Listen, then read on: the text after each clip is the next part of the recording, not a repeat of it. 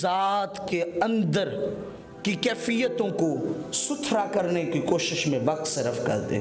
اگر آپ کا میرا من ستھرا ہو گیا نا تو ہمیں ہر بندہ ہی ستھرا نظر آئے گا، ہر بندہ ہی عیبوں سے پاک نظر آئے گا۔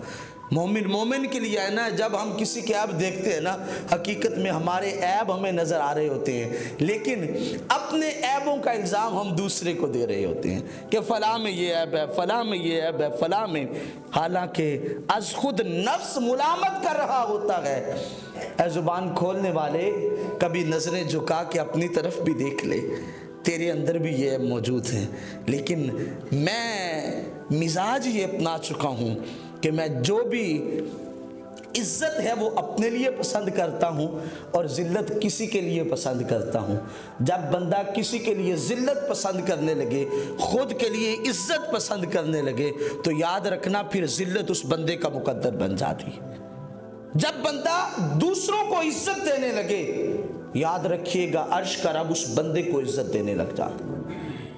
اس لیے اپنی زندگیوں کا ایک مزاج بنانا ہے، لوگوں کے عیب ڈھونڈنے میں وقت صرف نہیں کرنا، لوگوں کے بارے میں بدگمانیاں پیدا نہیں کرنی۔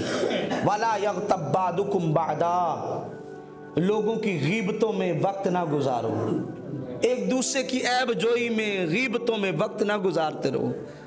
کئی لوگ صبح سے بیٹھتے ہیں شام تک، مجلس 2 گھنٹوں کی لگے، 4 گھنٹوں کی لگے، انہیں کوئی اور موضوع نہیں ملتا۔